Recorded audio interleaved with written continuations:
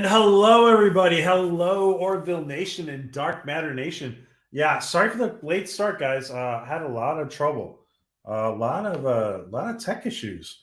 My bad. I actually even forgot to really put this out there earlier. So hello, everybody. Let's say hello to everybody. Hello, Celine. Hello, Maria. Hello, Louise. Hello, Tracy. Hello. Who else did I see there? Hello, Deej. Yeah, Deej. Very funny. I can't wait to see the name change. Yeah. I'll tell you guys what that's about. That's about Deej saying that that's about the Deej saying that the Orville is going to be postponed again, and so I made a little bet with him. If the Orville gets postponed again, which it won't, I will actually change my name to C. I think what was it, Deej again? C. I should have listened to Deej or something like that. So yeah, so Deej is making fun of me because I'm posting this daily countdown for the beginning of the Orville.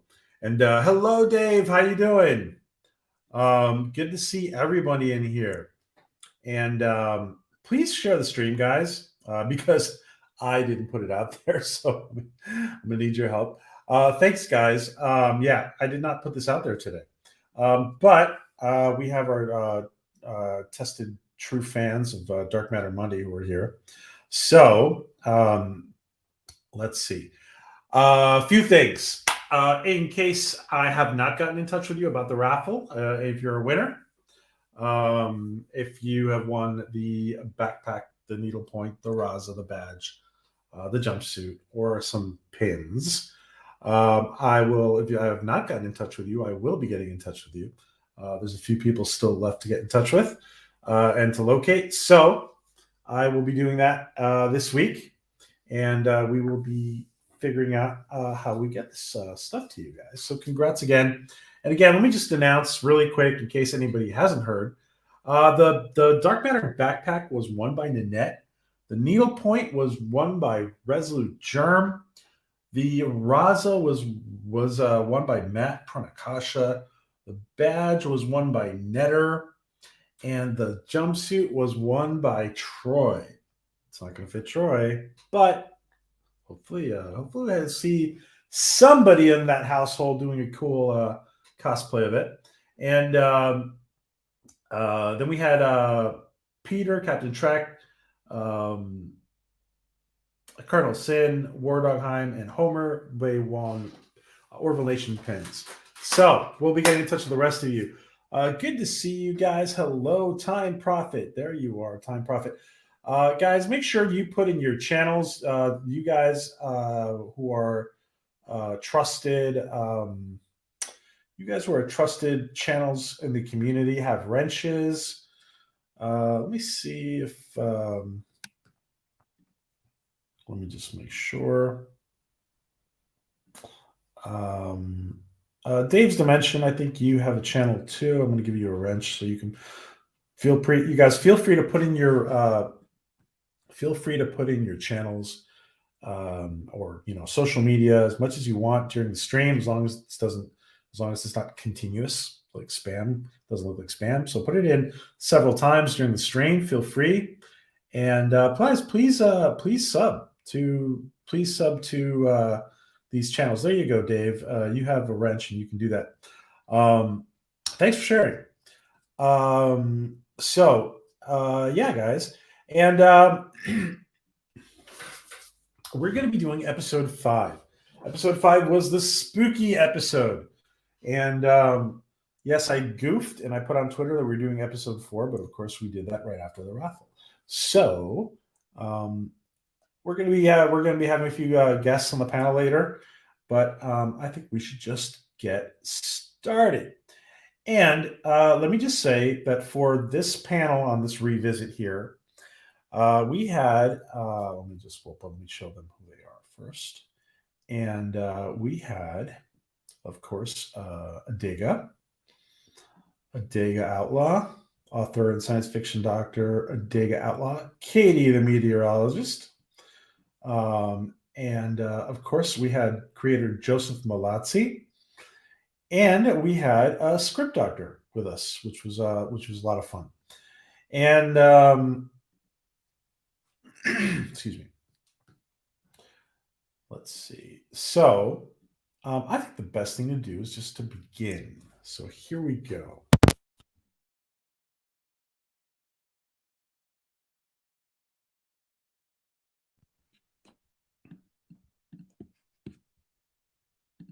Far more of a broader picture of things, but for the purposes of this episode, I got it, and I thought it was well done. And as you said, the writing is really good, and when you go back into it, we really appreciate the writing of Dark Matter. Joe, is there anything when you were coming up with the idea for this show?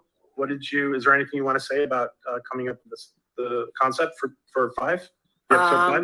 No, I mean, basically we got in a room. It was actually myself, my former writing partner, Paul Mully, and Martin Garrow, who's the showrunner of Blind Spot and a slew of other productions. And we essentially broke the series over, like I said, I think the course of 2 weeks, just because I knew what all the stories were. So I knew what the story of 5 would be broken in the room. And this actually episode was written by my former writing partner, Paul Mully. So kudos to him for this episode. And again, I mean, as I keep saying, I know where I'm going. We're kind of not making it up as we go along. So it's an opportunity to set up mystery and answer a few questions along the way and start to sort of evolve those relationships and peel the onion on our various backstories, our mysterious characters. I was watching the episode. I rewatched the episode as well with my wife. And I was watching this episode. I was like, wow, 3 really was a dick in these early episodes. So yeah, Joe was doing the rewatch with his wife Kemi, and I think it was a unique experience for him too to do that rewatch. Well, let's just listen to Joe. You know what? Because you just brought that up, I'm going to ask you now, Joe. The fact that 3 hooks up with 2, does that say more about him being a dick, or does it say more about 2? I think it says more about 2, and essentially he described the situation. It's sort of like, she kind of came on to him. If he wanted sex, she chose him, you would think, because he would be the least likely to have any hang-ups, or could be potentially has the potential to be more fun. I don't know, and so she doesn't even think twice about it.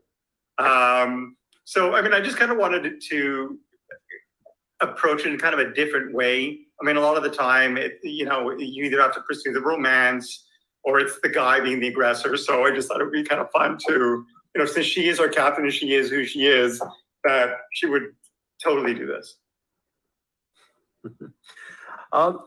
So we see the episode starts with them sitting at the table, and they're eating breakfast, maybe, I think it was. And specifically rice pudding, because that's what Anthony likes. See, this is the kind of stuff, everybody in the chat, this is the kind of stuff you can't get anywhere without Joe. Seems like most of their diet is on what he likes, the lamb chop, the rice pudding. Well, actually, the props department would always ask the cast, what would you like? And he would often take lead, because he would want to eat in every scene. Every time he was in that room, he either had to have something to drink or something to eat. Well, yeah, you don't have to wait for the craft services table after the call cut. Right. There you go. And you know what to do with your hands that way. Yeah. And so he brings up, they're talking about how they screwed up with last episode, and they're kind of broke right now. And so he's saying, well, why don't we just go rob somebody? And that's what they're talking about here in this picture. And somehow the conversation, changes to, well, I guess they kind of come to a conclusion like, yeah, sure, we could try that. And then 5 brings up, well, somehow brings up the conversation about the vault. And of course 3 says, what vault? I haven't been there, and he's been down there like 10 times already with 4. We remember, we reminded Katie and everybody else who's been watching along for the first time that all these characters are getting drawn to certain objects or to certain places on the ship for certain reasons. So there is a reason for threes being drawn there, I guess. My money is it's full of guns. But as I've proven before, I am very wrong in many situations. Like my ship for 1 and 2 that set sail and then immediately caught fire and burned. Who isn't it nice to be pleasantly surprised? I like that. Yes, Joe keeps us on our toes for sure. Oh yeah, Subverting I'm finding... expectations the right way. Well, no, you just call it a surprise. A subversion is evil, but a surprise, that's rewarding. That's what happens here. It's like, we'll set you up here, but we're going to surprise you with something new. And I find myself while watching these episodes trying to think ahead of the writing, because I do that with so many shows where you're like, okay, maybe this will happen next. I am so dead wrong. And I love it. I love to hear it. It's not a predictable show, and it's so refreshing to have that. And there are 3 more people in the chat who told me that they are watching it for the first time today too. Excellent. Hey, So, join the club. And including John. John is in the chat watching. He's been watching for the first time. Hopefully, we'll get his reaction maybe next week or something. So, well, what do you think it's behind the door, Katie? Definitely some kind of weapon, maybe. Or, and hear me out, it's just a single piece of cake on a plate in the middle of the room. I don't like that is my thought process. I don't know, but probably if it's 3, definitely some kind of weapon. Maybe. I probably already said too much, so I apologize. I don't know. I should not have associated with 3 so much, but oh no, because I know it's 3. I know. Okay. There's something there, and if it's either a woman or weapons, from what I can tell from the first few episodes. Hey, maybe it's a female weapon. There you go. There you go. Joe, by the way, you know what I really appreciated when I watched it twice this past week, and I had already seen it once. You know, I'm really enjoying now more and more is the situational music that you guys have going for certain moments. Yeah. Do you want to talk a little bit about? Yeah, sorry, go ahead. Yeah, Benjamin Pinkerton was our composer. He, I mean, it's all score, and I mean I really like the music. By the way, this the situational music for like different parts of the episode. How do you guys feel about the music for Dark Matter?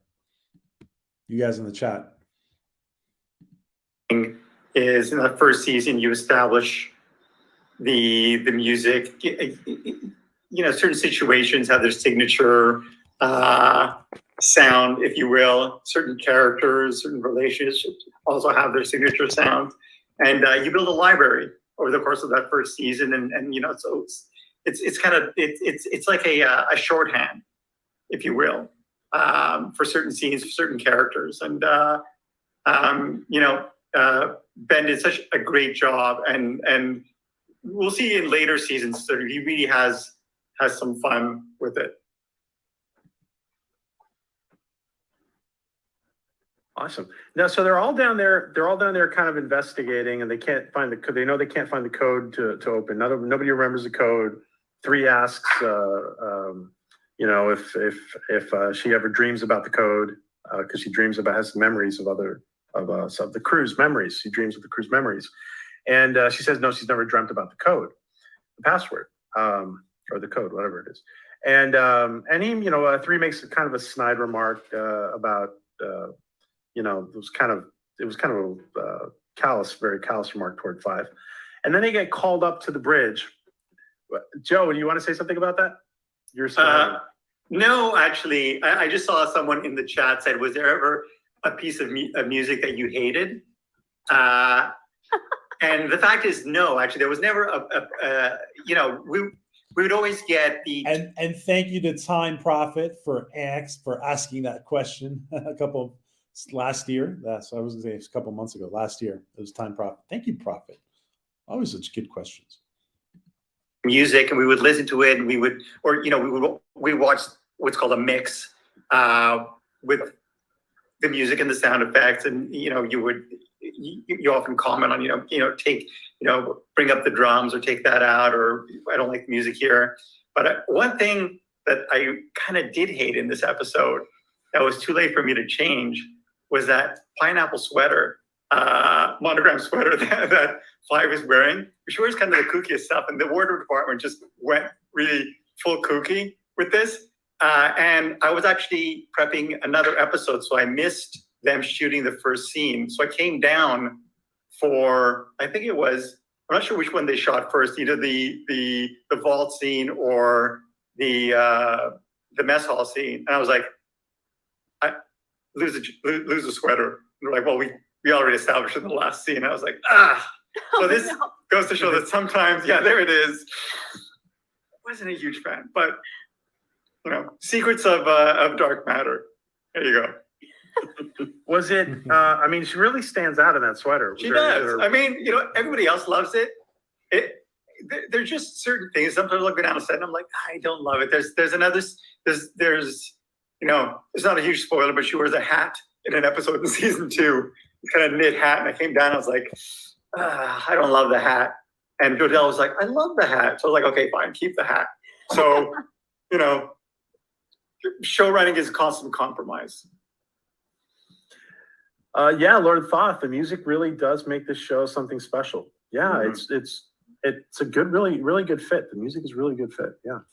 Let me just say, guys, that Prophet has the comment of the night with the pineapple sweater does not go on pizza.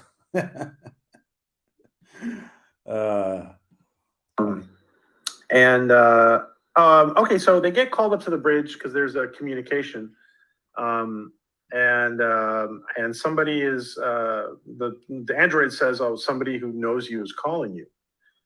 To 2, and of course we get to finally see where is he? I put him here somewhere. We finally get to see Rodney.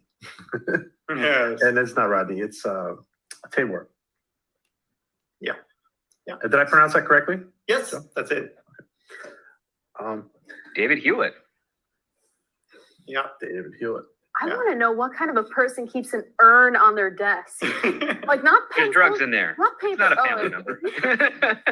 Or Candy corn is in there. inhaler. Yeah, exactly.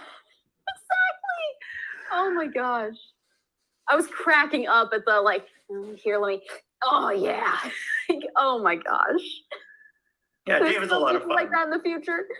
When we wrote the character, I was like, David would be perfect. As it so happens, David lives in Toronto, so the casting was fairly easy. So Joe, just to be clear, in the picture that I'm putting up now, he is, and the script doctor I think mentioned it, that these are obviously like narcotics that he's inhaling, right? One would assume yes. Okay.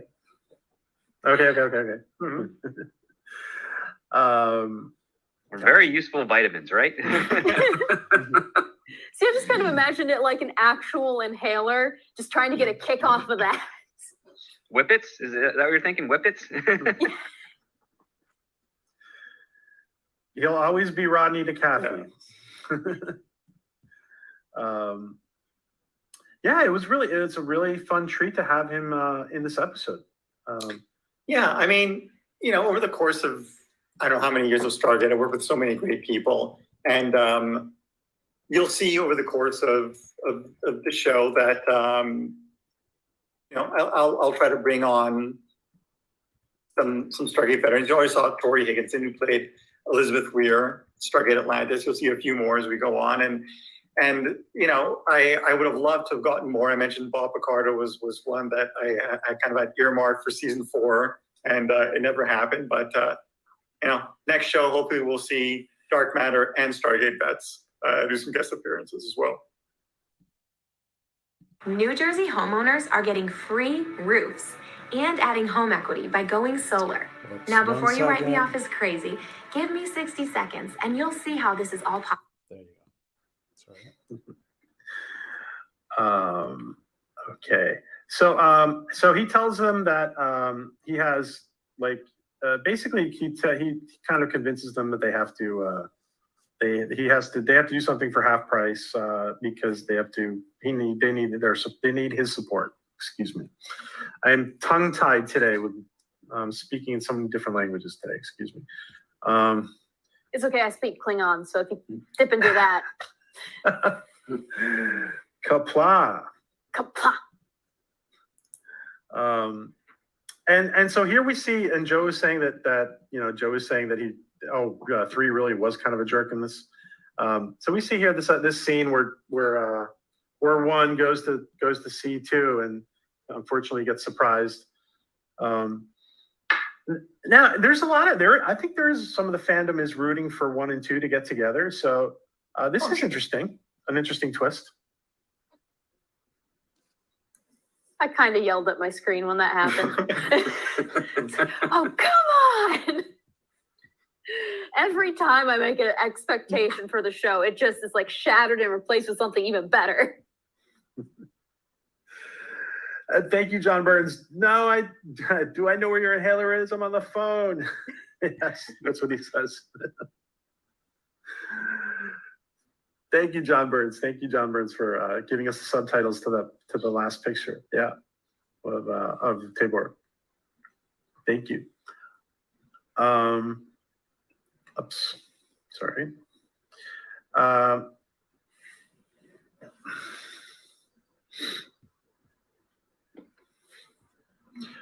Okay.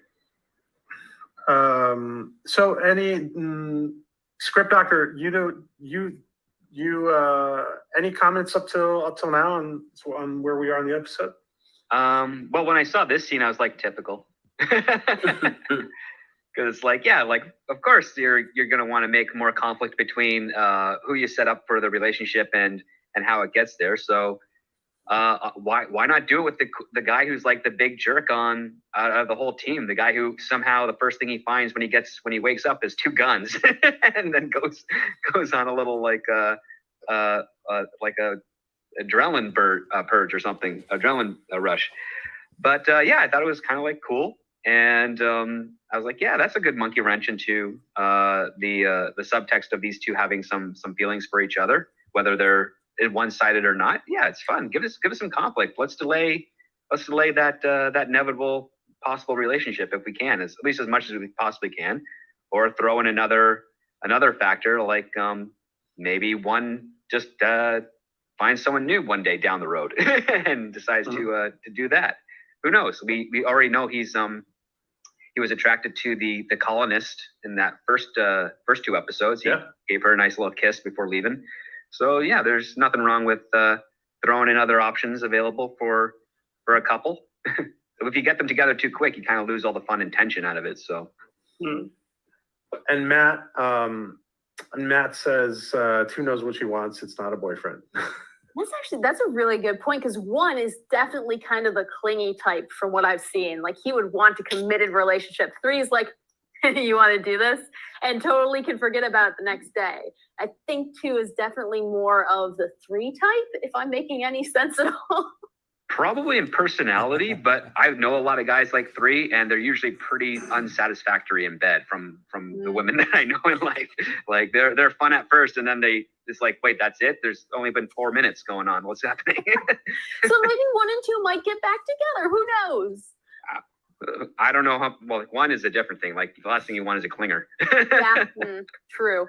Like, maybe 4. Or 6. Or 6, yeah. 4 is the enigma. I could And see by the that. way, It feels like a mystery. And we're unofficially calling Joe Malazzi 7 because of a picture that we have of him with a big Bubba gun. Yeah. He was maybe he's supposed to be at 7. The android's more of a 7, I think. All right. We'll make you a comfortable 8. All right. In the 3-piece suit. Back then, when I made that joke, I I didn't, because we had a picture of Joe with a bubble gun. It was really funny. But I didn't see the Android so much as a 7, but as we progress with this, Joe's absolutely right. Yeah. Yeah, we should see the Android as a 7. Yeah. Okay. Yeah, and oops, 1 second. My computer is not behaving. Sorry. Isn't technology just amazing? It's why it will never conquer us. Total side note, while you're trying to figure out the computer, we saw a video on the news today of the people in, like, I think it might have been Japan. They moved a building, like an entire massive building with little robot legs. I am terrified of robots. Like, that scared me. I'm not scared. There's no foundation on that building. It's coming down. Well, imagine like a sci-fi show where just robots can walk a building, a whole city block. It's real. Wow, you gotta tag me on that later. Oh, it's terrifying. That and the little spot dog.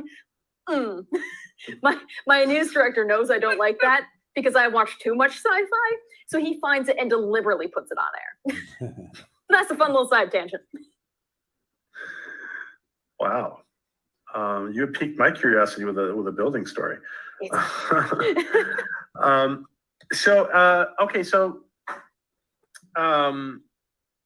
So they come across this ship that is supposedly abandoned, and I guess now, Joe, does the Rasa have like, can the Rasa detect life from ship to ship or on our planet? Let me just remind everybody that this is the weekend of Halloween, of the week of Halloween. We're watching this, and it just so happens this is kind of like the creepy episode. So it was kind of like the Halloween episode. No, it's not a light scan detector. Okay. So It doesn't because have light scan detecting capabilities. Okay. So it's not like these people are undead or anything. It's just that they're infected with this virus. Yes. Gotcha. Okay. Dave Bob thinks Zoe Palmer is fetching. Okay. I think the fact that there was a virus in this episode just made it even more creepy. Like, Timely. oh God. Yes, very much so. And Joe, let me ask you this, and Script Doctor as well. I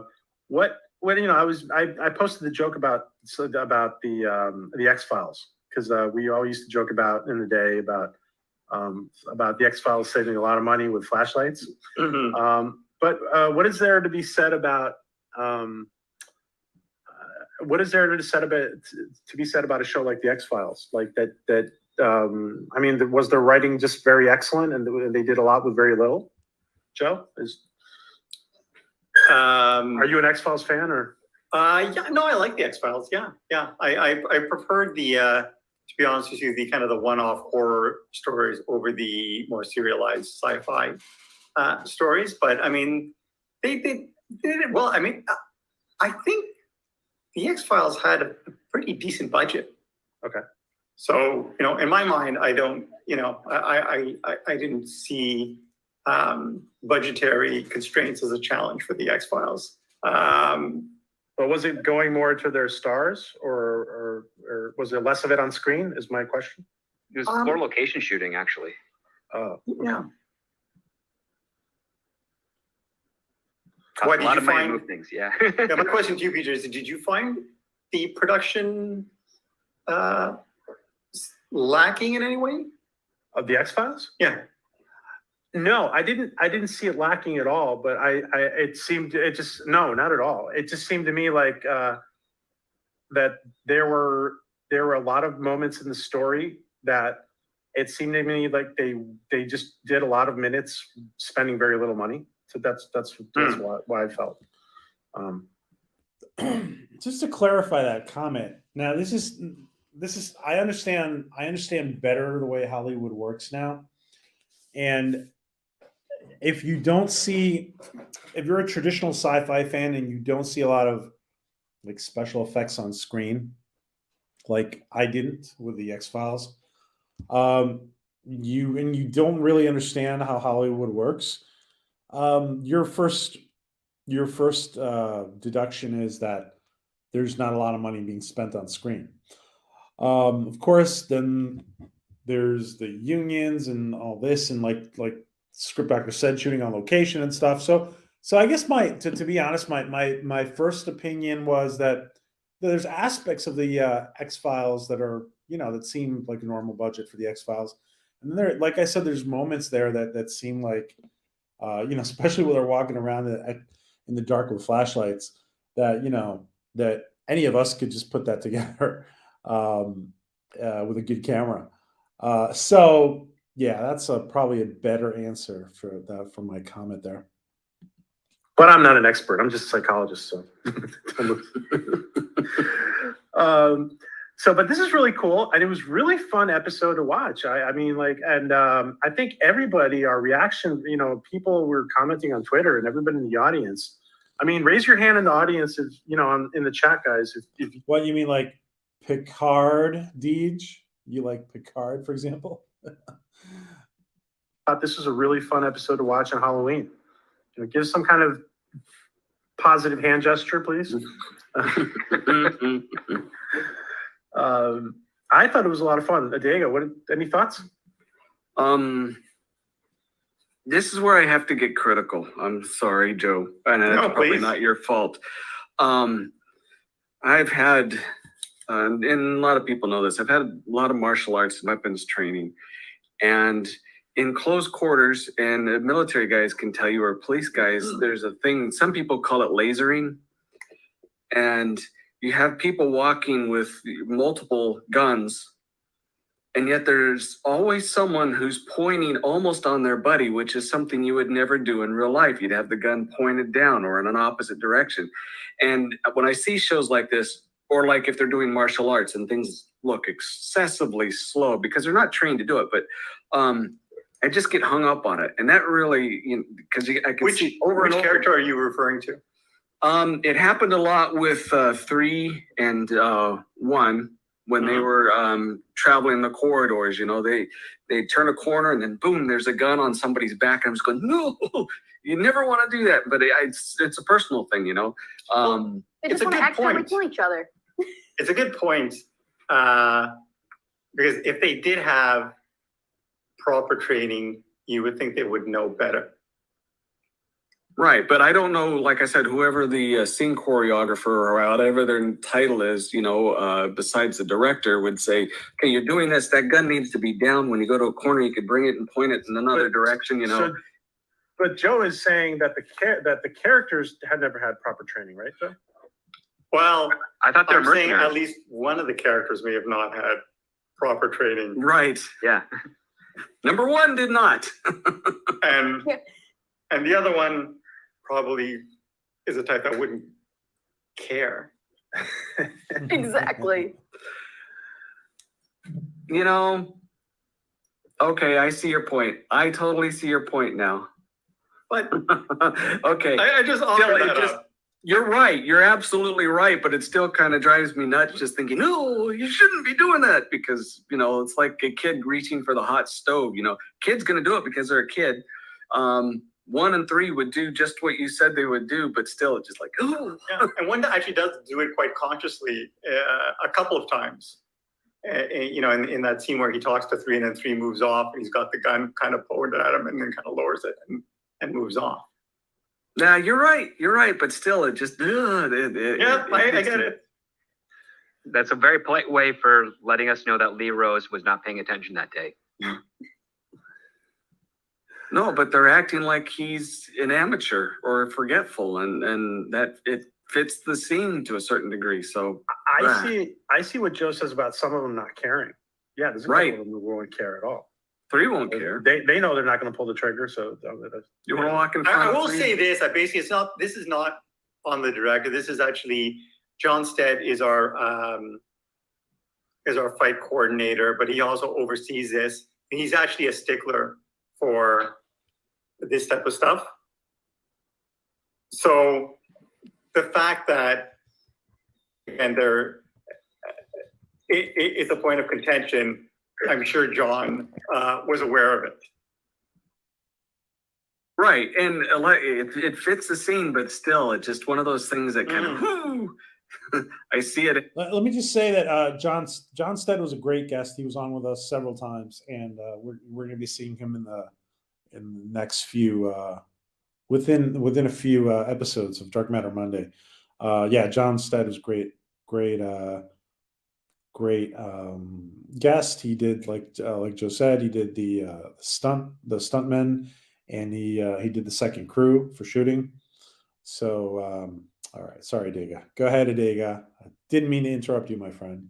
Where it's like, Well, there's a lot of that in the second episode, though. yes, I didn't say anything then either. Well, especially from 3 too, because he actually deliberately walks behind number 1 with that big gun, and he's got it pointed right at him before number 1 like swings around behind a pillar. And I'm just like, that's weird.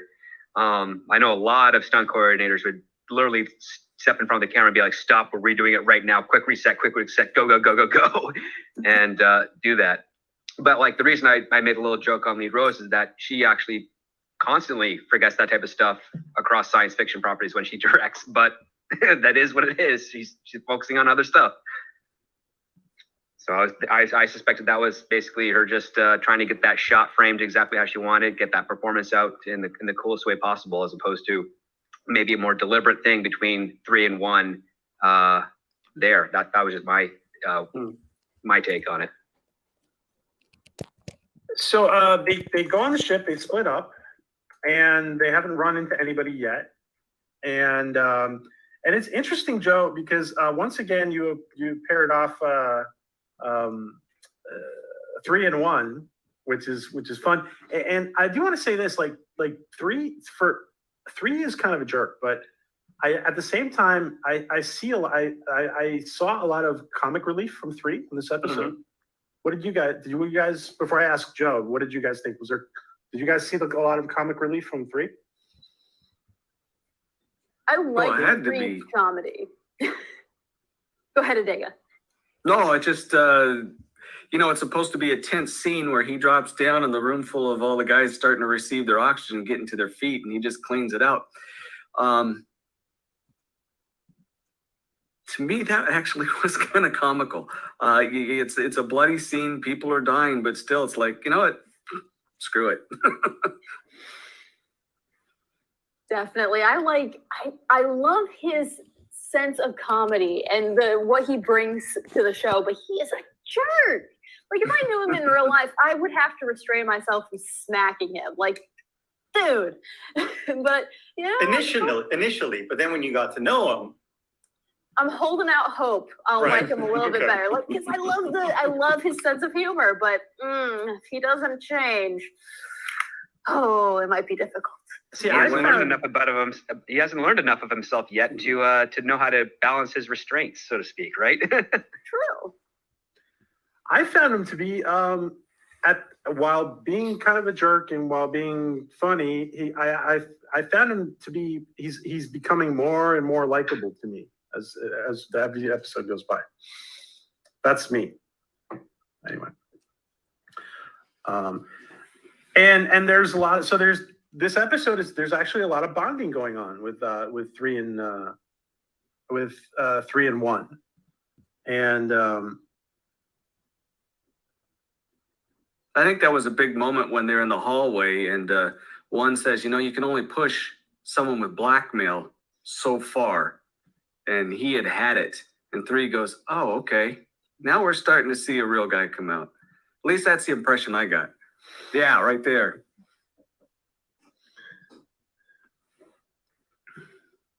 I love the fact that he's just got that gun trained on him the whole time. Like, dude, push me one more time. Like, it's always the kindest people who have the nicest intentions. If you push them too far, they go nuts. So I love that aspect of 1, just being like, dude, don't do it. I'm a nice guy, but don't do it. And David, you brought up a good point, because when 1 kind of, in this episode, when 1 kind of stands up to 3 and says, do whatever you want, I don't care. I think it is kind of 3 starts to respect him a little bit. And I think that Joe hits on an important point in personality. I don't want to get all psychoanalytical, but in personalities, sometimes you need to go down to a person's level or go up to a person's level. You need to meet the person on their level.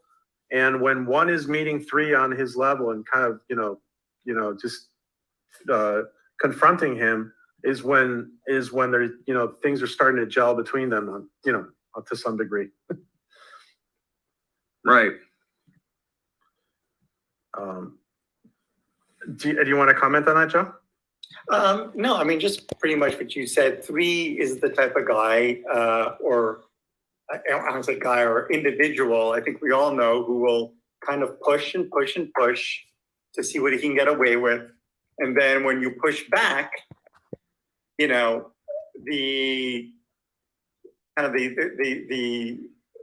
kind of lines are established, and they tend to respect you once you step up. But it takes a while for a lot of people to step up. So there will always be those, type of individuals who will, make the most of the situation, which is. Yeah, Joe hit the nail on the head there, right? When you stood up. Exactly what 3 is here, and we see that in that scene where 1 is a bit of the pushover, and 3's kind of got him wrapped around his finger, knowing what he knows, and pushes and pushes and pushes to the point where 1 stands up for himself, and you always, there's a point where he's also, as Katie pointed out, he's got the gun pointed at him. And Let me just remind everybody, guys, that at the end of the last episode, Jace Corso had found 3 and 1 on that space station, and basically, so 3 knows that 1 is not really the real Jace Corso, and that somehow he's wanted to have, most likely had corrective surgery to look like him. So that's 1's secret, just to remind everybody. Sorry, Joseph. Go ahead. he, ends up lowering the gun, and 3's like, yeah, that's what I thought, and moves off. But you can tell there, as you mentioned, this is the episode where their relationship begins to kind of gel a bit and begin to sort of equalize their footing. As script doctor, any comments on their progression of the characters, like from the first, as we get into episode 5? Anything you want to say? Well, 3 I like as a character because he's interesting. He brings conflict, but he's also appears to be kind of like the most honest because he doesn't have much of a filter. And I really dig that about him. I was actually really hoping for 1 to just shoot him in the kneecap in that scene and just to see where it would go. Be like, oh, sorry. Yeah, let's just say he definitely doesn't have a filter. His script is right about that. And see how 3 would react, because that changes a bit different dynamic. He's like, listen, I'll help you along. But, you're a tough guy, right? You should be able to walk it off, just to see how that dynamic would have played out. Definitely probably would have been shot down in the writer's room if I said that. But yeah, I was kind of hoping, because I like the idea of the quiet caution guy really just kind of putting that forth as a veneer to something that's a lot more violent and uncontrollable. But I thought the dynamic between the two of them having to work together, especially during the point where 3's a little bit reckless, shooting off those crew members that are kind of possessed, and he hits. Let me thank John Burns again for that very generous super chat back then. Thank you, John. A atmosphere vein, and it starts gonna cause an explosion. So then they're kind of being vented out, and 1 decides to, okay, I'm gonna risk my firm hold here to try and rescue this guy. And I liked how that dynamic kind of changed their. I like that event. Sorry, changed their dynamic.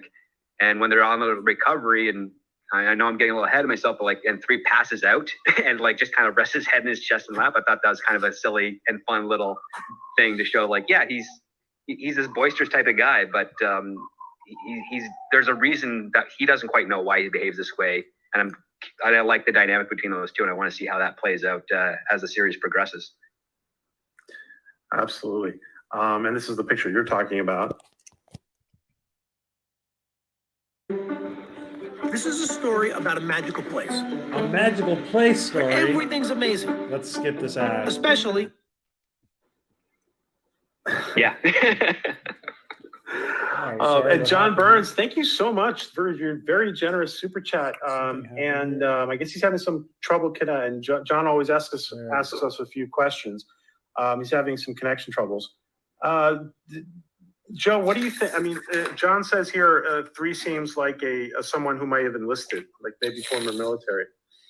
That's I a don't question. know. He, I don't know. Maybe he does. He seems,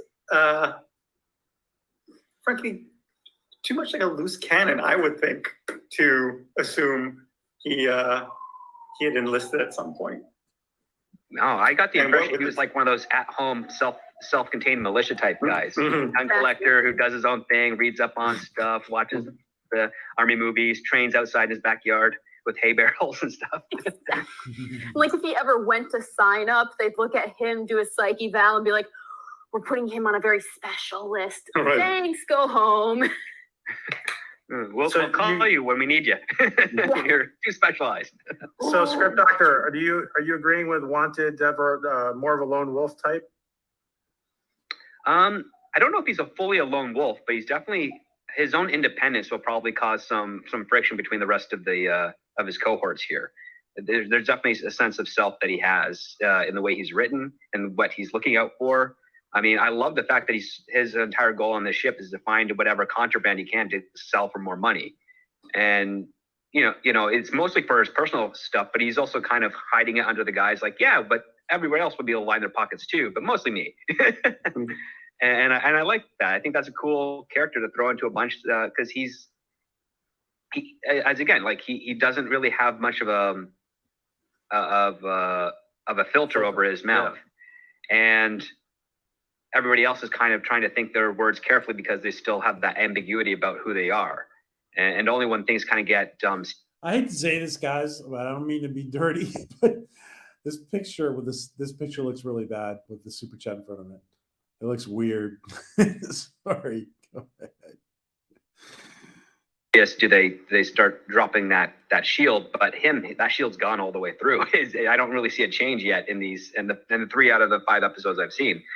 So I think he's not so much a lone wolf, but definitely a guy who wants to be the leader of the pack, so to speak.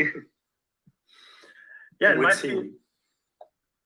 in my field, we would say that 3 has very low emotional intelligence because he has no filter.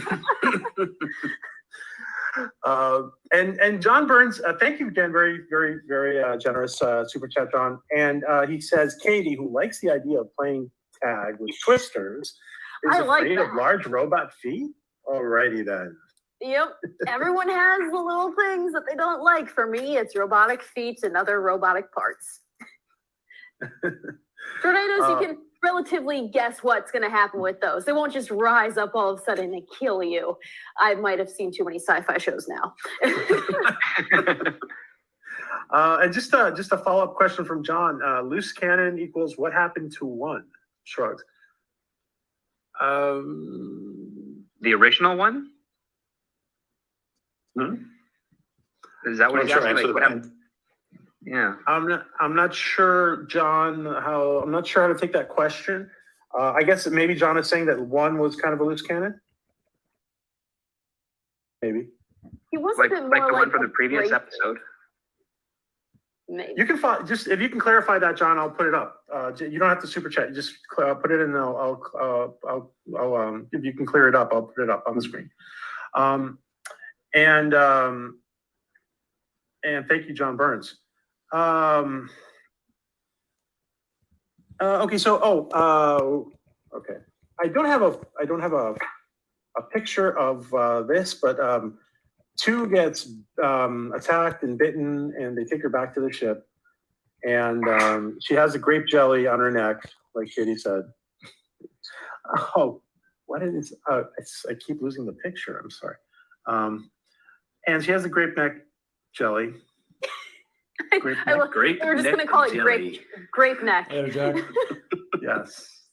This is what happens when you speak a different language all day, and the first English you speak is when you go on live. This is what happens. All right.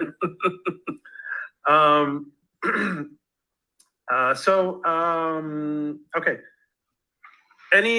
Now? Let me just put this out there to the chat. I think PJ says too many ums, and now you guys are now every time PJ says you guys are gonna notice it.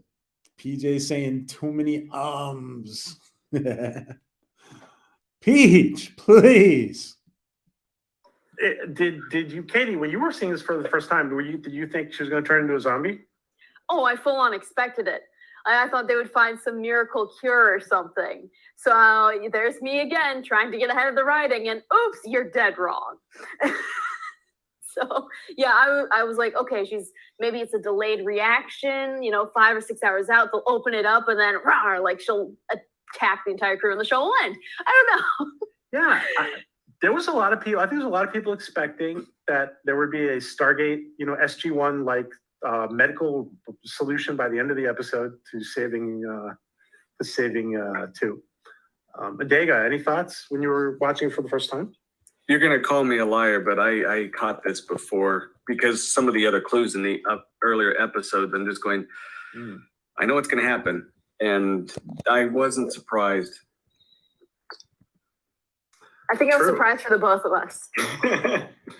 There are, but I do like the idea, the whole premise of especially when you got an open universe like this, because in some of my stuff I do similar idea, not necessarily with virus or stuff, but you get a whole universe out there where companies or civilizations can go out and do their own thing. And why not? If you don't have the restrictions of a government watching over you, and you have no scruples whatsoever, why not develop something that's totally unheard of and break down some of these safeguards and just go for it, and it ends up with an accident, So it was very plausible for the whole virus thing. We know, and I talked about this recently, there's things in nature in itself. There's a fungus that infects a group of ants. They'll climb up to the top of a branch. They've been zombified. They're working under the influence of this fungus to release spores. Or a wasp that'll infect spiders and cause it to go and do a different thing and make a cocoon for its babies. Well, why not a virus that can turn people into zombies that are going to go bite to spread the virus more? It all made sense to me. I don't want to go outside anymore. Well, I won't tell you about. There actually is a virus out there. It's called the zombie virus, but and it's a real thing. But I won't get into it for you. How do you expect me to sleep tonight? I have ants that get in my apartment all the time. Now I have robots and actual zombies on my list. Thank you, John Burns. I think I see where you're going with that. But yeah, we can't get too far ahead of ourselves. We're going to try not to do it with spoilers. So yeah, thanks, and thank you again, John, for your super chat. Oh yeah, we missed that whole part about that little chip that 5 had. Oh yeah, I really like the dynamic of 5 and the android. They're both so innocent, but also you can imagine them being killers. Maybe that's just me. That's just you. Yeah. See, the android, if pushed, like I said, the nicest people, if you push them too far, when they break, they shatter. So I could see them going postal or something. And let me just bring in a guest panelist who is in the back. I see there. And let's give a nice warm welcome to Shellback. Hello, Shellback. Good to see you, my friend. How you doing? Did somebody say something about nice people going postal? Here I am. Oh, do you have the potential of going postal? Well, actually, as luck would have it, I have pretty good self-restraint. Okay. which is good because just like 3, I'm a gun nut. So, you know. Oh wow. Okay. Yeah, I saw your question, Shellback. Yeah, well, because this is a revisit to the rewatch. We try not to give too many spoilers away, but if whatever you want to, you can say whatever you want, basically, because we're doing a revisit of this. So, have you seen this episode? The Halloween, we call it the Halloween episode. I've seen them all. I'm just trying to recall this particular one. Yeah. And it's so I was tuning in on the YouTube side, and I did hear somebody mention like her having like the bandage on her neck, right? Yeah. Yeah. And was this the episode where she like took a little peek and she was already healed up, or am I jumping ahead? I don't think we're there. I don't think we're there. I may have missed that at the end. I don't think we're there though. No. But so what I'm going to do is I'm just going to let the go ahead. Sorry, what were you going to say? I laughing. said whoops. If I Oh no, you're fine. You're fine. Guys, and by the way, Shellback, do you have a wrench here in this or not? In this chat or not? I have no idea. Well, if you want to go in the chat, while I'm gonna play the episode. Just go in the chat. I'm gonna give you a wrench, and you can put in your channel. And I want everybody to sub to Shellback, please, guys. All right. Well, I'll try to without kicking myself off of here because I'm actually on a phone. Oh, okay. Yeah, that's my. After my laptop got stolen out of my car back in December, I'm back to doing YouTube on the phone again. So. Oh, I'm sorry. Yeah. If you want, I'll put it in. I'll put it in if you want. I'll put it in your channel. I'd appreciate it. All righty. I have to mute you. Okay. So, but you can unmute yourself whenever you want to say anything. Okay. Okay, sure.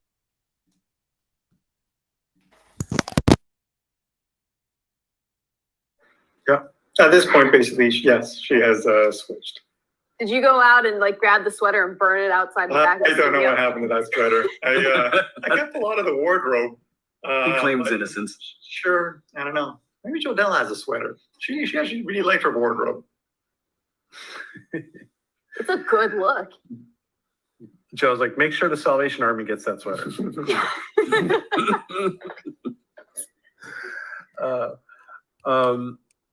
Yeah, it does look more appropriate, actually. Yeah. Goes with the hair, like a very galactic look. Mm-hmm. Mm-hmm. So 5 is here telling 2 that, oh, I don't want to see you die, and we see there in the background. We see here in the background that 4 has spent this whole episode just being ready to snap and kill somebody. But he's practical. He's practical. He's practical. Yeah, I didn't mean snap because it's not snap. You're right, Joe. Mm-hmm. You're right. It's just the way he is, right? Joe, is there an ethnicity to his behavior too? Is it part of his culture? No, I mean it really goes to who he is. I mean, when he was back on the ship, he was actually quite logical and said, "Look, chances are good she's going to be affected by this virus. We really shouldn't take the chance to bring her back because, logically, she could infect us back in the ship, or she could injure us. I could end this quickly." I mean, he takes the emotion out of it. And later here, or in the earlier scene, he basically says, I can make it quick so you don't suffer. And 2 begs off. So basically, he's just kind of standing by. He's it really goes more to personality than anything. And I do want to point this out. Like, I mean, Joe, when you're taking shots like this one, for example, I already put it up before. When you're taking shots like this one, is this just a subtle way to subconsciously tell the watcher, the viewer, that that there's going to be something going on with 4 and 2. The fact that he's drawing his gun and he's right next to her behind her. Are you conscious of that or not? Well, actually, this would be a question for the director. Because I mean, you write the script and you say they head down the corridor, or in this case, actually, we were actually shooting in an actual ship. I was going to ask that. Yeah. Really? Yeah. Oh yeah. And so, I'm sure the director before every day has a shot list in their head, and more often than not, there's a reason why, they would have someone in one position, someone in another position, crossing on certain lines of dialogue, etc. So you said you filmed this in an actual ship. Is it like just one you found in dry dock that you like? How do you go about getting a location like that? Yeah, that's what our location manager. Just to be clear, we don't think it's an actual spaceship, guys.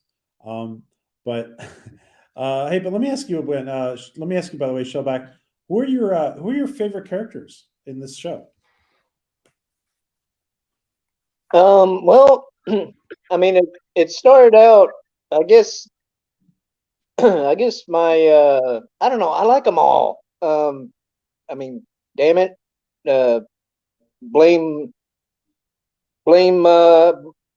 good writing and all that stuff that other shows like Star Trek and doesn't have.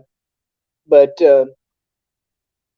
dude, I mean, one was like the guy that was like, hold on, let's, I think we're here to, do some good. And, 3 was like, forget that stuff, let's just, look out for number 1 and all. And so like it out of them two, I was kind of liking 1 the best at first.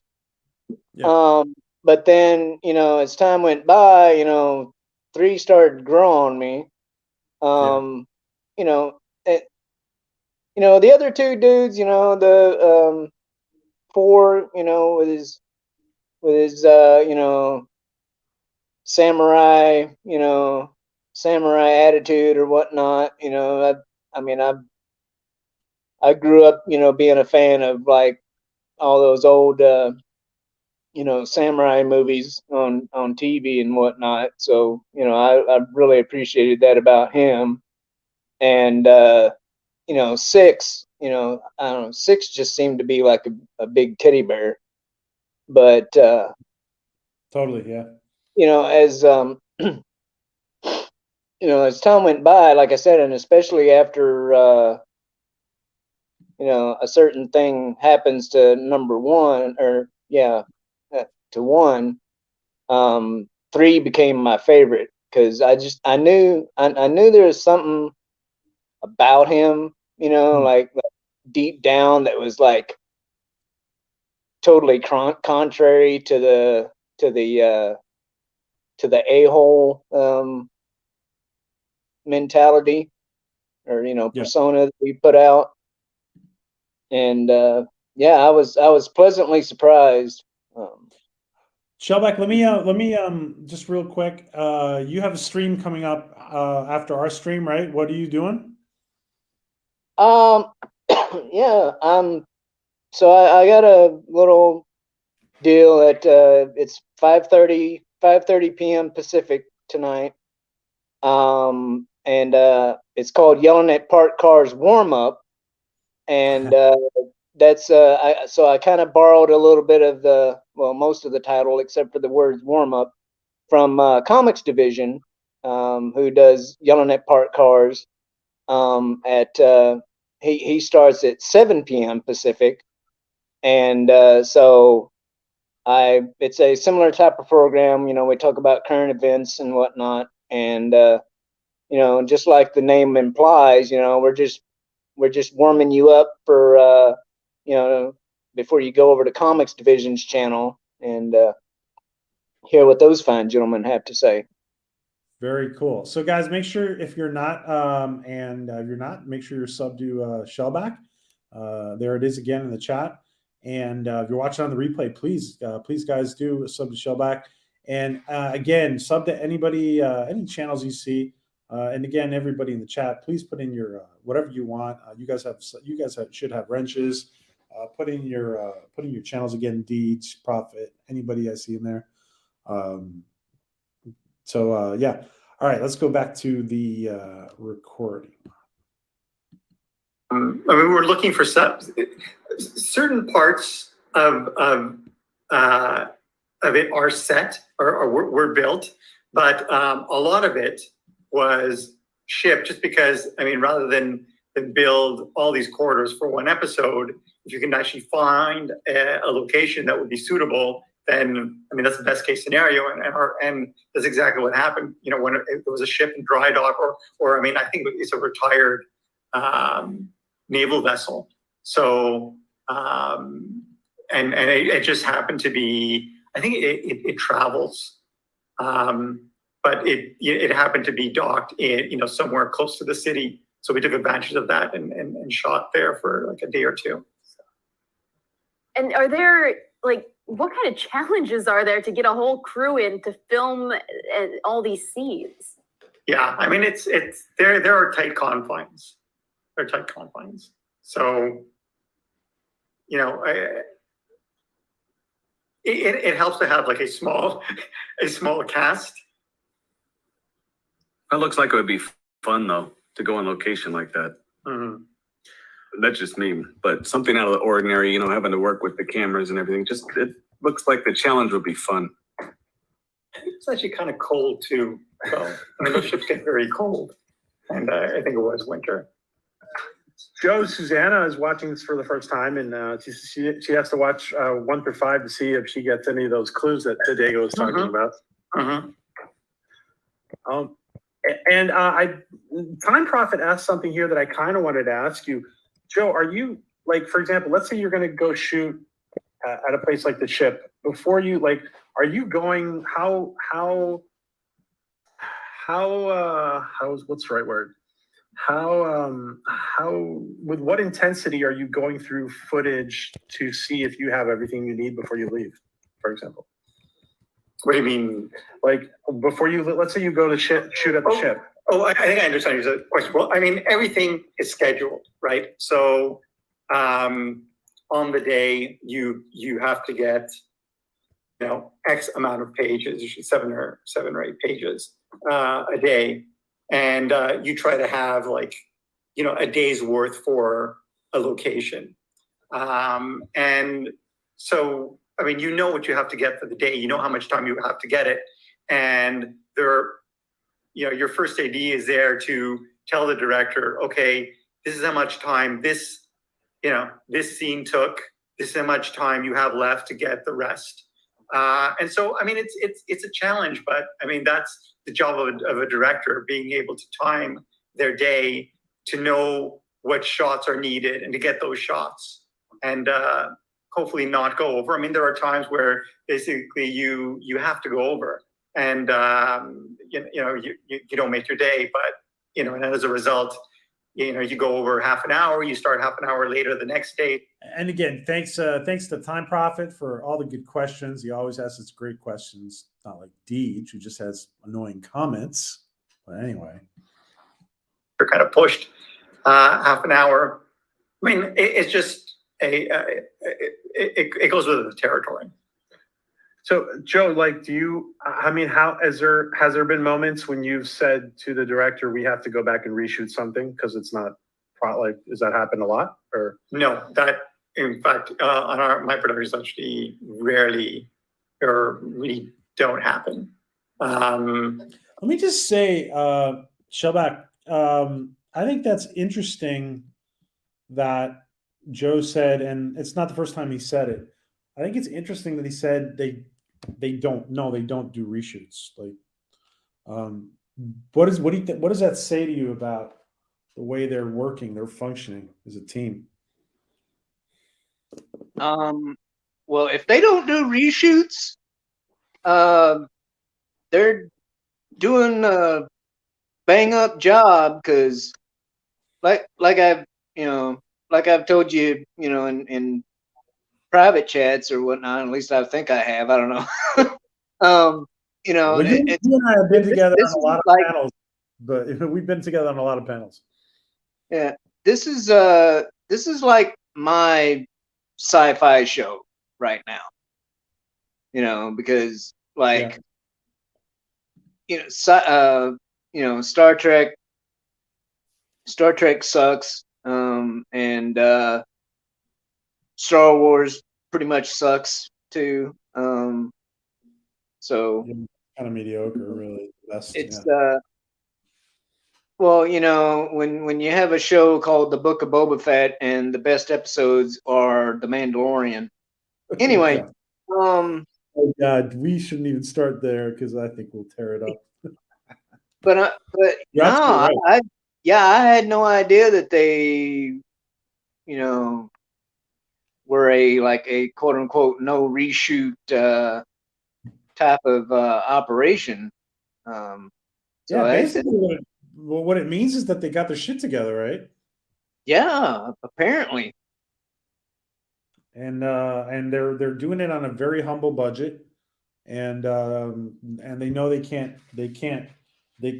know they can't splurge. They know they got to work at, with they got to have good work ethic, basically.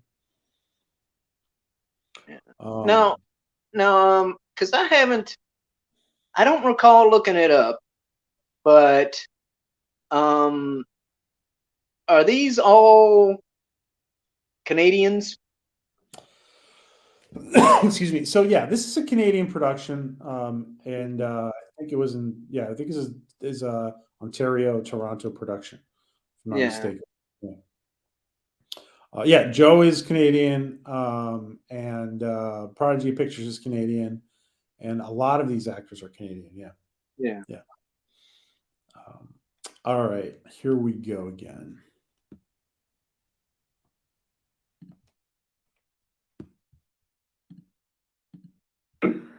I usually have an on-set producer. Ivan Bartok is my guy. I've worked with him since Stargate, and he reads all the script. He usually is in the writer's room, so he knows me. He's also a director, so he knows what is needed.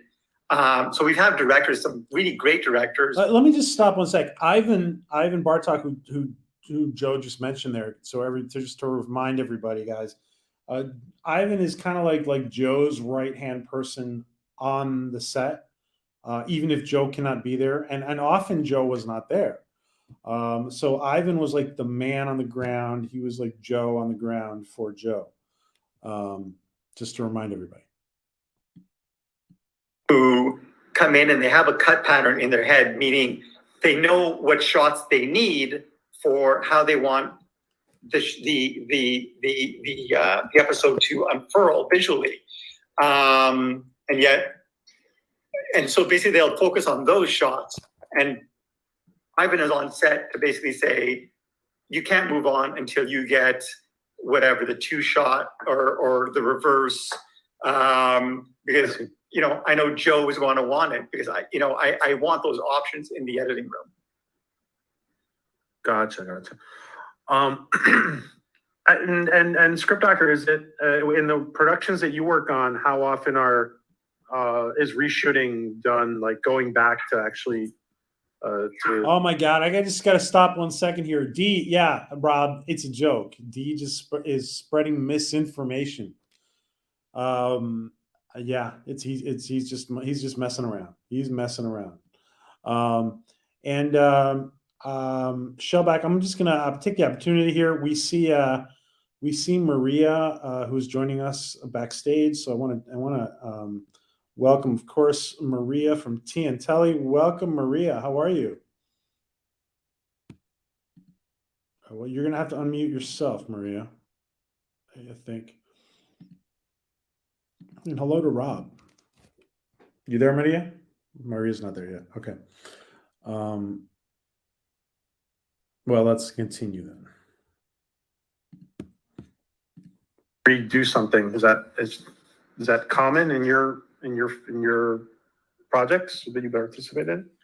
For my projects, not so much, because I work with a bunch of people that really like to plan before they even get going, and they take a lot of their personal time to do that. And most of the time when I get some, that is the issue. Teach in mind. and it's not often. But sometimes a showrunner or a producer or someone up high up will reach out to me and say, hey, they just need a helping hand. They have the idea, they just don't know how to get it out. We have like 3 hours. Can you do it? And then I always say yes, even if I don't know if I can, because you got to try. And yeah, it's been successful. It's not something that happens a lot because number one, it's really kind of put the mark on your career if you can't make your day or if you have to keep using insurance days for every project you work on.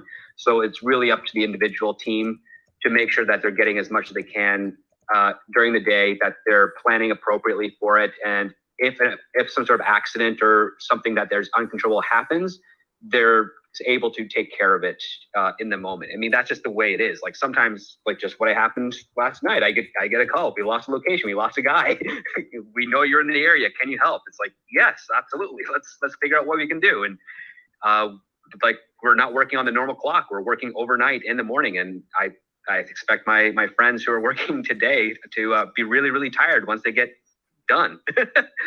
So hopefully it works out, and it's just the way it is. But reshoots are as avoidable as possible for a production. They try. The best directors I know of, the best showrunners and producers, they ask those questions before they even have to get like the location locked down and everything. It's like, do we know for sure that we're going to do this? Do we know for sure we're going to do that? Make sure there's a note of it. Make sure we have like a associate producer. Or let me just stop script 1 second there, because he's right. But at the same time, I know that there are at least little tiny reshoots in a lot of productions, from what I understand.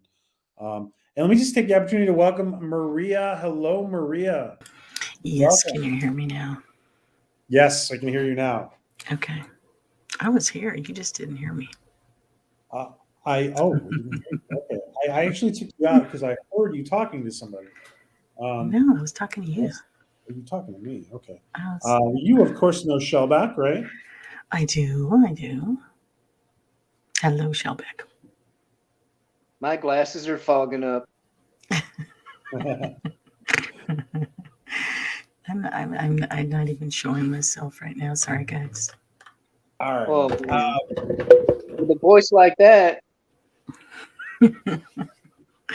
Oh, shucks, you're making me blush. Let me go back to let me go back to who was talking. I think it was Script Doctor was talking. Okay, let's see. That knows we have to get these things just in case things get hectic. Like you have to have that organization because a lot of money's involved, and in some cases you just don't have the opportunity to do a reshoot. So then you have to, unfortunately, employ some very creative editing. And the last thing that any production wants to do is go that route. Because Joseph, you'll know from experience, like there's always been, we always have at least one story of like, what the heck happened this week? And you gotta figure it out. Do you want to make a comment on very creative editing, Joe? No, I mean, it's a good point. You know, there are times when you just did not get something is really what happens. But, you know, and it's happened to me when a director didn't get a shot I needed. And so you have to get creative in the editing room. And it's, and I have to give it up to editors because they can make, they more than anyone can save I don't want to say a bad episode, but they can make a really good episode amazing, and they can make a bad episode really good. And they really are magicians of what they do. I mean, the better ones. I mean, Nicholas Wong was a guy I worked with on Dark Matter. He was my favorite editor.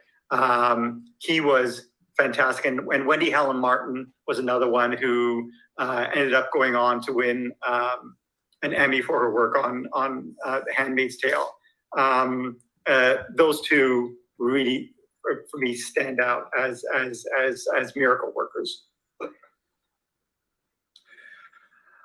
You want to answer this question real quick, Joe? Did you direct any of the Dark Matter episodes? I did not direct any of the episodes. I mean, to be honest with you, as a showrunner, I'm dealing with the script so much. I wrote half the scripts. I rewrote all the scripts. I prepped all the episodes. So I really didn't even have time to go down to set. If I would have directed an episode, that means I would have had to take time to prep the episodes and to be on set. And if I was on set, then I would have needed someone else to come in and prep the episode. And, you know, I prefer to be there for prep. So no, the answer is no, I did not direct an episode. I want to say hi to Midnight's Edge After Dark, who is in the chat. I know whoever that is. Hey, Tom. Tom or Rob. Is that Tom? That's Tom, yeah. That's Tom. So we see here, all right, so we see more bonding and life-saving. You know, first of all, here is one who kind of saves three, and then three is later on kills the zombies. So there's this reciprocality between them. Just great character building dynamics. Any comments, ADEGA, that you want to?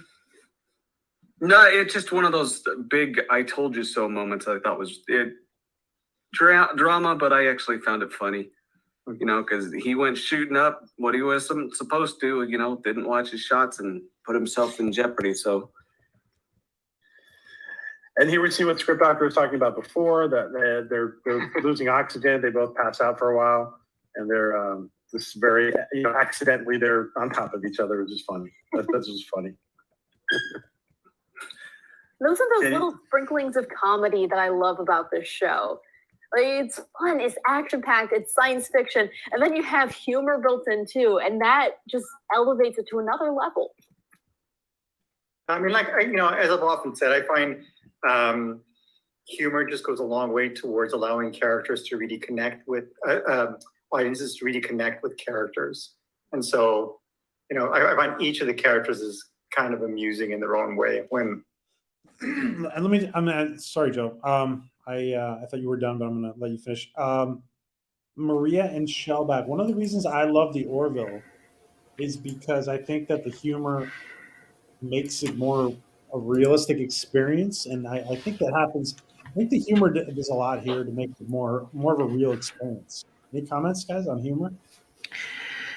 Well, I'm a big fan of humor in anything, which is why I love the Orville.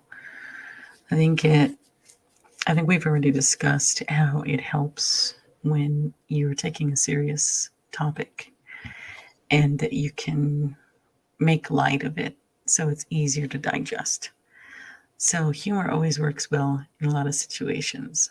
But for some reason, anytime there's like action-packed stuff going on, like the way a lot of the scenes are with Dark Matter, your heart is like pounding and pounding. And then all of a sudden there's a funny moment and you're like, what? And then you're laughing and then you're going back to like freaking out. This is kind of an emotional roller coaster that's kind of fun for the adrenaline. I think maybe I'm just twisted that way. What about you, Shellback? Any comments on humor and sci-fi? In general, or in general, in yeah. In particular. Well, whatever you want to say, in this show or in general. I mean, like a lot. I think a lot of it, or one of the things that I like was, you know, just Five, like her reactions to stuff. You know, like you know, typical teenage girl, you know, reactions to stuff. That was you know, that struck me funny, you know, when things like that would happen. Like when I don't remember what episode it was, but like she was bored and she wanted to like play a game or something, and you know, everybody was like too busy, you know, so she'd just like roll her eyes or, you know, whatnot. Or like, That was episode, we're on 5. That was like episode 3 or 4 of season yeah. 1. But like one of the funniest parts in that, there wasn't even any words spoken. She walked up to four sleeping quarters, and he just shut the door on her without, you know, he didn't even say a word or nothing. He just shut the door. Good memory. That's right. Yeah. And she was just like, you know, she just had this, oh, well, you know, like reaction. But you know, but like 3, you know, just some of the stuff, you know, like he would say, and people would just like ignore him or whatever, and he just, you know, all his little quips or whatever that he would make, you know, afterwards. Or there was one time where he basically he got outvoted on something, and everybody else just one by one left, and they were in the galley, you know, or in the little mess hall. Mhm. And as everybody left one by one, they just threw their plate on top of his, like, here, you do the dishes.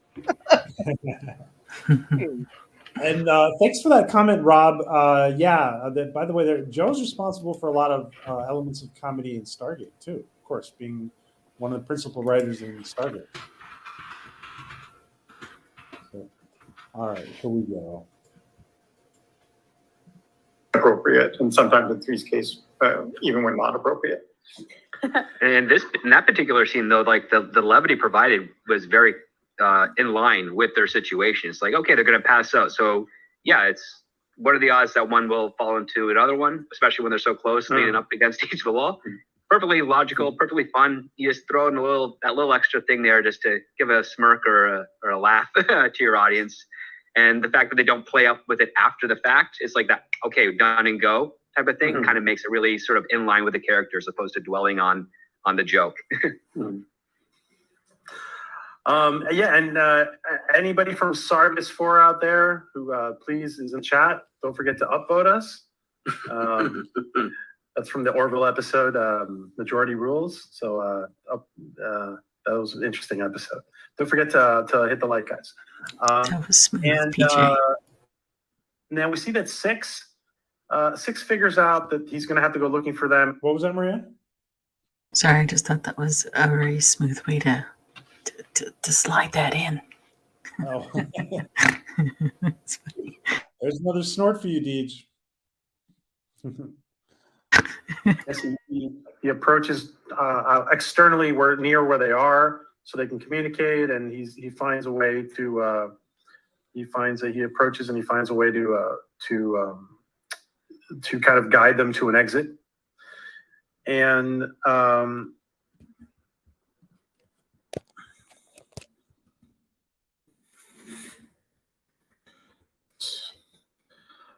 was there less of Six in this episode, Joe?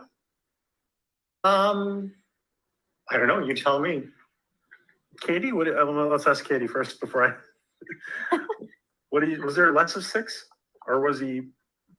I think Six was one of the more background characters. It was more of a 1 and 3 in my mind, and then of course 2. So like you have A story or A plot, B plot. I thought maybe like 2, 1, and 3 were the main ones. And then you had, of course, the android in 5, and then 4 and 6 are kind of just there, like, all right, well, we're here for support. We'll kick butt if we have to, sort of a thing. I will say this. I mean, it's a what do you call it? It's a the writer words fail me. Essentially, what I really because it's an ensemble show. Thank you. You know, there are really certain episodes where we will focus on a character, and other characters will play background. And you know, one of the things that I was always cognizant of as we went through the series is to ensure that each of the characters had their moment in the spotlight. So Six may have played more of a background role to 1 and 3, and to a lesser extent 2 in this episode, but you'll see him step to the fore in a future episode. I don't know, maybe next episode. We'll see. The same goes for 5.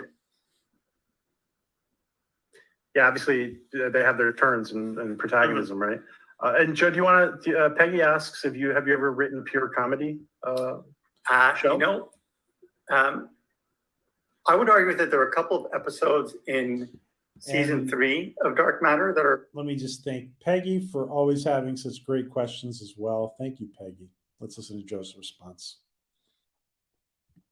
I would argue are pure comedy.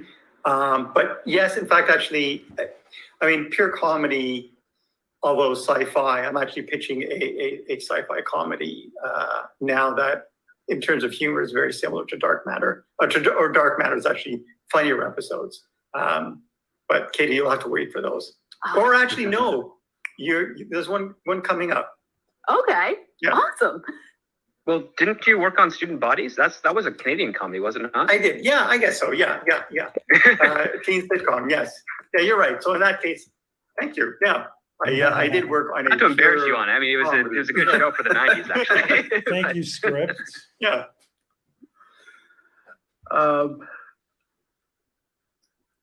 John Burns here says Katie's gonna love season 2. Don't watch ahead.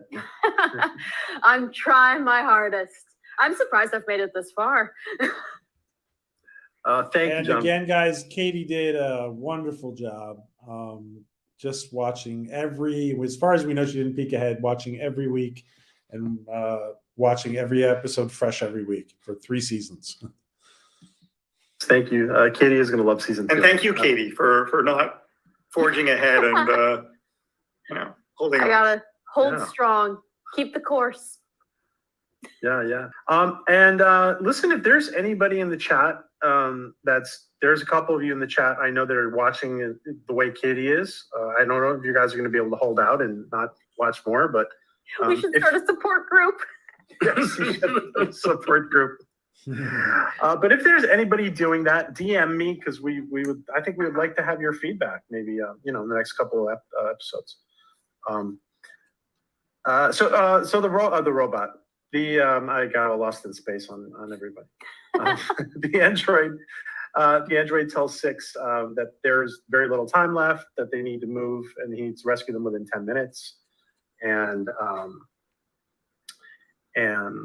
let's see. I'm loving every time. The more we do this, the more I love the Android, Joe. And I think ADEGA does too, right? ADEGA. Oh yeah, absolutely.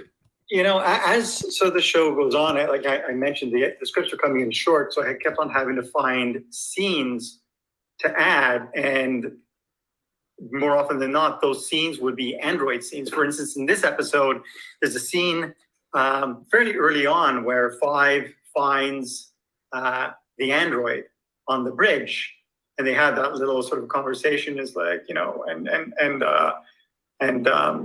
I drag you away? That can I conversation? drag you away? And basically, she, and then so it was like, can I actually move towards her and sort of like, I'm going to pick her up and like, great. And so that was a scene that wasn't in the original script, but was added because we were short. And again, it goes to character and as you said, BJ, it also kind of adds to that kind of burgeoning relationship between a Five and the android. Script Doctor, can you see what John Burns is saying? I kind of see it. John. One is a college boy. 3 is more blue collar. Blue collar for 3, I think that's close. I'm not sure about college boy on 1 though. As someone who graduated from college last year, let me tell you, 1 is definitely a college boy. Well, You got the pretty face. Yeah. You got the good nature, wanting to help everyone. And you have that little dark side, like, So I graduated college over 15 years ago, so I can't remember. Oh, definitely seeing college boy. Oh, Maria, you didn't have to do that. But, yeah, and Matt. Thanks, Maria. You didn't have to do that, silly. But let's take a look at Maria's super chat. And let me thank you, Maria. Oh, you don't have to do that. My payment for letting me on the show. Yeah, Maria has to pay me to get on the show. That's right.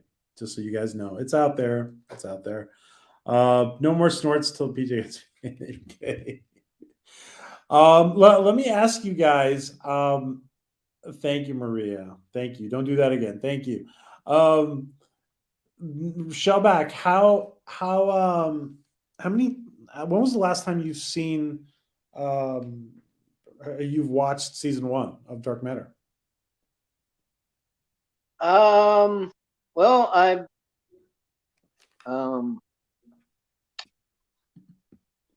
on. Well, excuse me. Here's how I watched Dark Matter.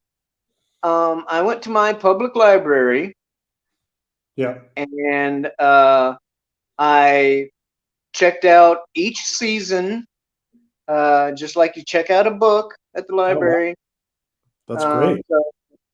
So yeah, I watched season 1 at least a few times before I took the DVD back.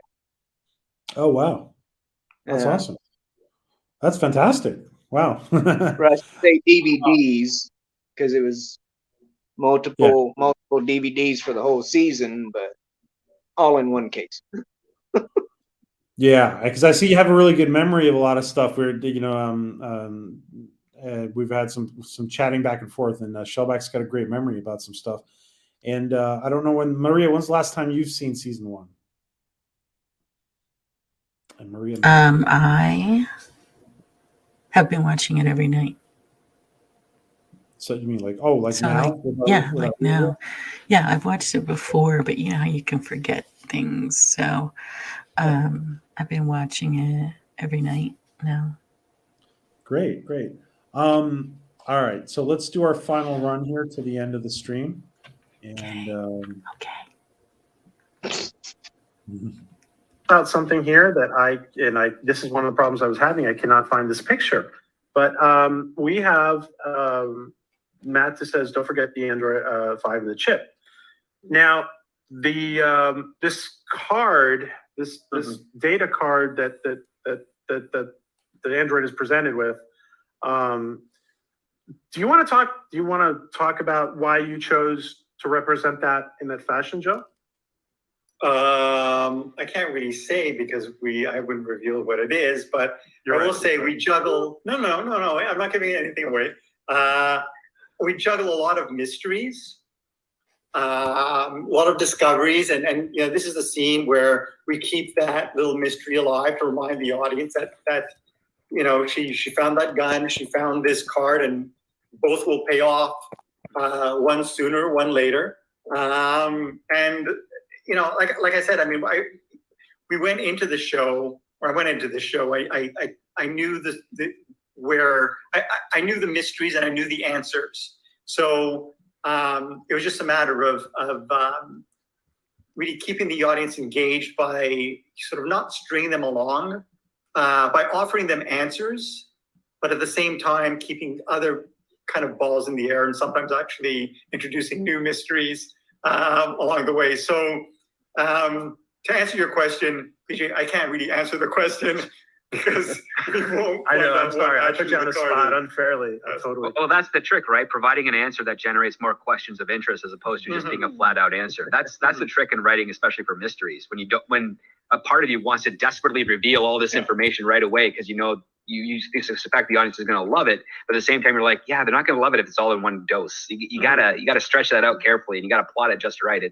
It's not easy. So props for you for at least getting that first seed nailed quite well.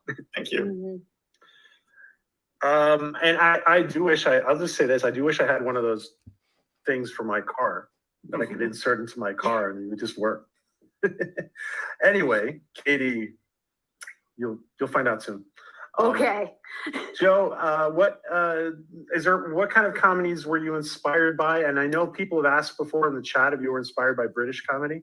Yeah, I mean, I don't know if I'm inspired so much as, I mean, I guess my sense of humor has you know, developed as a result of the type of shows I like to watch. I mean, I'm off the top of my head, The Office, 30 Rock. I like Curb Your Enthusiasm. Well, none of them really have tonally are in any way very similar to Dark Matter, but those are the type of comedies I like. Someone was talking about The Sopranos the other day, and there are elements of The Sopranos that I find very, very funny. And again, it's sort of what I was talking about. Those Just reminding everybody that Joe's Italian. But yeah, there's parts of The Sopranos that are really fun. He has a sense of humor, though. He has a great sense of humor. All right, there we go. Sorry, Joe. I'll let you continue. humorous elements that allow viewers to identify with the characters, and David Chase did that so well in The Sopranos, but in my mind, very funny show. Absolutely, and I do want to try to keep things a little shorter today, and I do. So basically, what happens in the episode is that that one all of a sudden, and I don't have the image for that one. I'm sorry. Everyone draw a mental picture No, I of what do. happened. I do. I'm sorry, Katie. I'm wondering where you're going with this, BJ, because there is like the final, not the button of the episode, but that final little bit right before that was pretty cool because it sets up the solution, but also creates sets up that mystery that the button leaves us with. Yeah, you're talking about this, right? Yes. Yeah. Do you want? Go ahead, Script Doctor. Were you going to say something about this? Well, I mean, I liked, the fact that we have this interesting new mystery, which is according to the records of the other ship's logs, the virus should be taking over Tu's body right now, but it's not. And so they do another scan and the virus isn't there. And one's the first one to say, hey, let's let her out. Let's, get her back to normal. And everybody else is really apprehensive, and justifiably so, because they've kind of seen what's going on the ship. One has seen it too, but one has is emotionally compromised with regards to two. And I'm like, that's a cool dynamic. And then Two's reaction is that I'm going to remember all of you for, wanting to keep me in here. Great line, great, cool character. The only missed opportunity I saw was 5 didn't really have a whole lot to do in this episode. And I was waiting for her because of that speech she gave in the pilot about like tumors and stuff, that maybe she was going to step up and try and find a cure. Whether or not she found a cure or not, at least she would be more active in that. But aside from that, the rest of the dynamic was cool.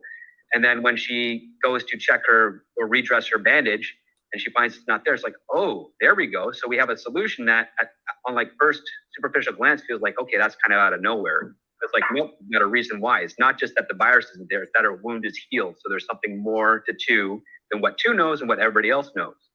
And I think that's pretty cool. I think that's a nice way to sort of resolve an issue and then add in an extra character development moment that 2 now has to explore very carefully, because that could be a double-edged sword for her with relationship to the rest of the crew, right? Because she doesn't often go on these type of like away missions, in my understanding, because she's the captain. Any comment, Joe, on that? No, I mean, that's exactly it. They scan her again and suddenly it's like, oh, suddenly she doesn't have the virus anymore. And, it's kind of like it's sort of a curveball, right? I mean, on the surface you think, well, isn't that convenient? And like, how this is kind of lame. And then in the final scene, not only is the virus gone, but her wound is gone. And you realize, we're setting something else up or hinting at something else. So yes, I mean, you justify it. Yes, yeah. And sorry, Shellback, you're right. That was here. That was in this episode. Yeah, my bad.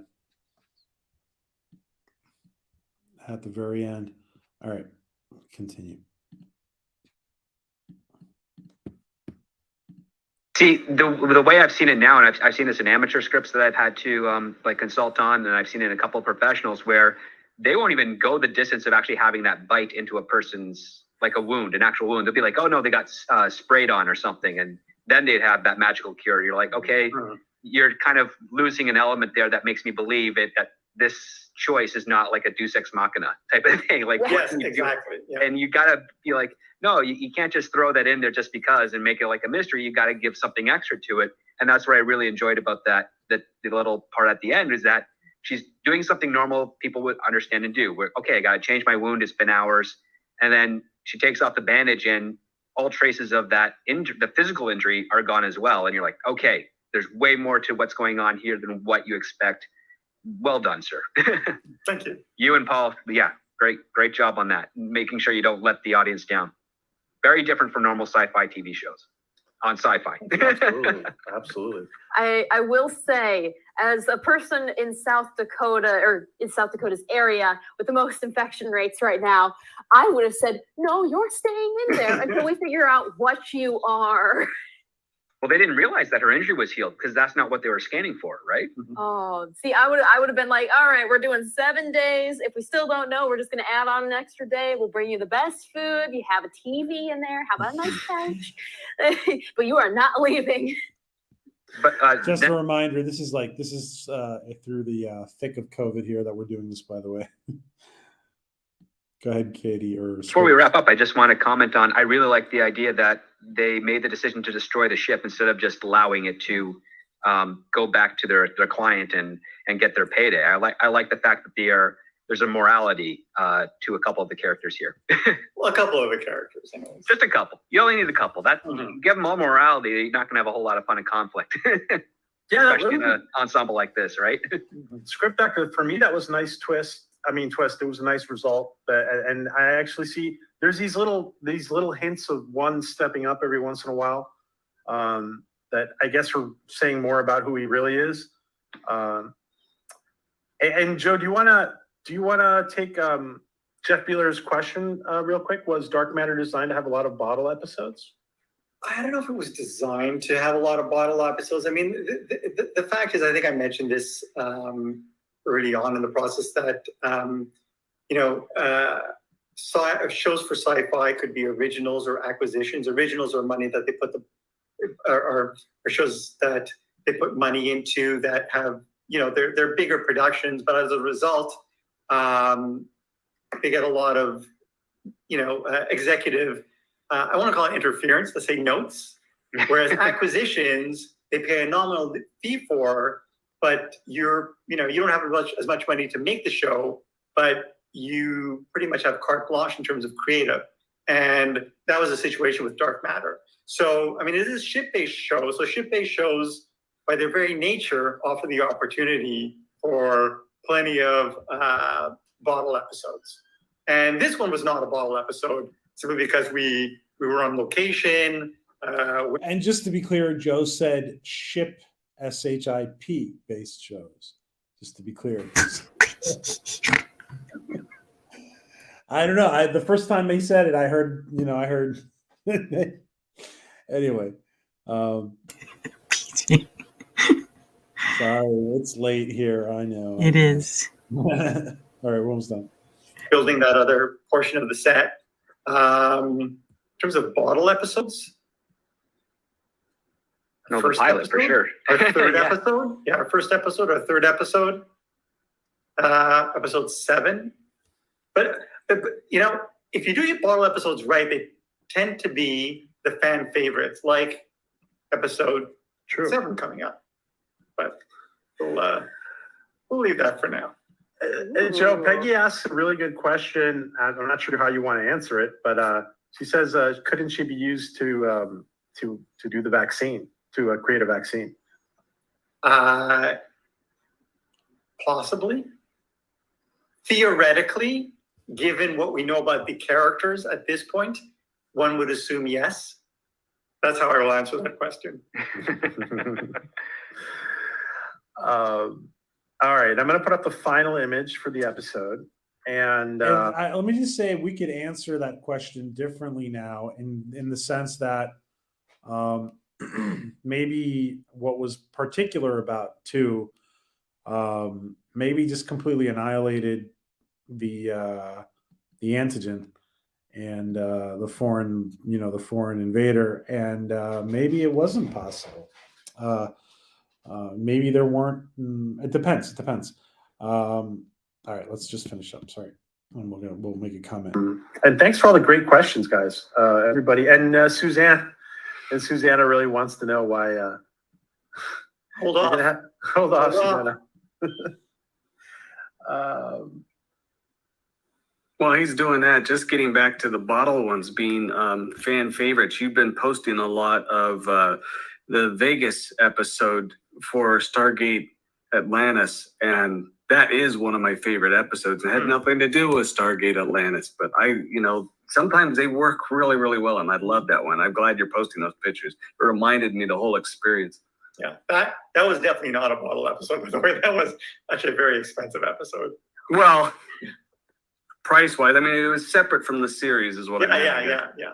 But I mean, that was a great thing, especially on Stargate, is that we would always approach each episode almost like a mini movie. So they would all be so very different. And that was like Robert Cooper. He wrote, directed, produced that episode. He did some like really outstanding episodes. Like there's episode Malice and Time from Stargate Universe that are two of my favorite episodes. That, again, quite expensive, but really standout episodes. So somebody asked in the chat why I saw before why kind of she gets kind of very lightly rejected by 3, and I mean I think it's obvious, but do you want to answer that, Joe? Or? I mean I leave it up to the audience, but given who 3 is and the fact that she was just coming off a possible infection. There's some things he won't do. Yes, exactly. Someone just said 3 was just worried that 2 was asymptomatic. You opted for social distancing. Yes. Right. Not only that, I would say the line that she said about other ways to have fun kind of telegraphed to him that he's just being used by her. Mm-hmm. And there's some also depth to 3 that we haven't yet been exposed to yet. Yeah, Good that's point. interesting. Yeah. Yes, Karine. Any closing thoughts? So this is a great episode and a lot of fun to watch. And I texted Joe, is this a Halloween episode? He said, no, it's not, but it was great. It was awesome. The timing was perfect. Script Doctor, do you want any closing comments about the? And I'm going to cut it off here, guys. Maria and Shellback, thank you guys for joining us. Any comments about this episode? Go ahead, Shellback. Ladies first. Oh. No, ladies first. Oh my gosh, I'm trying not to mesh them together. So I'm trying to, let me see, make sure I'm not going to bring up the next episode because This is the zombie Halloween episode. yeah, well, I know which one it is. It's just that something that happened could have continued to the next one. That's okay. If you mix them, that's okay. Okay. Okay. No, I think I guess I love Melissa's character, like too. She's awesome. And a lot like my personality, tough, independent, leader. Kidding. I'm just kind of like, I get a little bit upset at the fact that she keeps telling everybody they have to work as a team and they have to be honest. But this is something major she's hiding from them. Mhm. And it's just kind of like, why is she afraid that they're going to be afraid of her because they're going to think they were afraid before because they thought she was diseased, but I just don't understand the reasoning for why she wanted to keep that after the whole speech about let's work as a team and let's be honest with each other. No more lies. Well, go ahead, Shellback. I was gonna say, well, didn't 5 call her out on that later on? Well, I think I keep thinking To some degree, I think, yeah. I love that the android did. You know, hey, if you're concerned about this, maybe you should tell them. I loved that. It was like the look on her face was priceless. Um, but it's just kind of upsetting because it doesn't seem like something she would do, but I just can't figure out why she would do that without kind of going into other episodes. Well, I think she trusts herself, but she doesn't trust everybody else. And Yeah, they're still getting to know each other at this point. Well, I understand that, but then you can't have the both ways. You can't tell people to, be transparent, honest, and open with each other if she's hiding a big one. Yeah, and since we're on two at the moment, one thing I really liked about this show is the fact that she's clearly a badass, okay, and yet they didn't make her seem like too overpowered or anything, and or if it was kind of bordering on that, at least on down the line they gave us an explanation. Like they gave us a good explanation to why she can do what she does, unlike a certain Star Wars character that was like, I bypassed the compressor.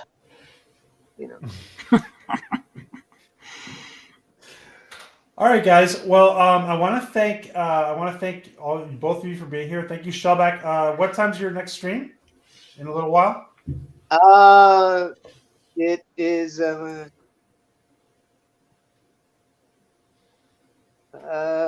45 minutes. Okay. And I'm going to put in Shellback stream again one more time. And Maria, when is your stream? Your next stream? It'll be on Friday. And actually, now that we're on dark matter, I will have Matt, the weapon maker that makes dark matter weapons, on Friday. Right. Awesome. And Dave's Dimension the Friday after. All right. And let me just put in Shellback's channel in here for anybody who hasn't subbed to him. Make sure you do, and he's going to start a stream in 45 minutes. And tell us again the topic of the stream, Shellback. Tonight we're going to be talking about Mr. Elon Musk and Twitter. Oh boy. Okay. Yeah. Interesting. Gotcha. Go Elon, go. All righty. There you go, Shellback. Okay. So, guys, I want to thank again Shellback and Maria, and I want to thank everybody in the chat. Time Prophet, Peggy, thanks for your questions. Prophet, thanks for your questions. Deej, Tracy, thank you so much, Tracy, for making sure everybody behaves in the chat. Thank you, Notorial. Good to see you guys all. It's Louise, good to see you, Louise. Thanks for hanging out. Rapunzel, everyone who has been here, guys, and everybody who's on the replay. Thank you so much, guys. Rob, DJ, everyone. You guys all have a safe night, and don't forget to join Shellback in 45 minutes. Any final words, Maria, Shellback? Everybody's fabulous. Yeah, thanks for having me. Thank you, guys. All right. Have a great night, guys. Take care. Thank you, PJ.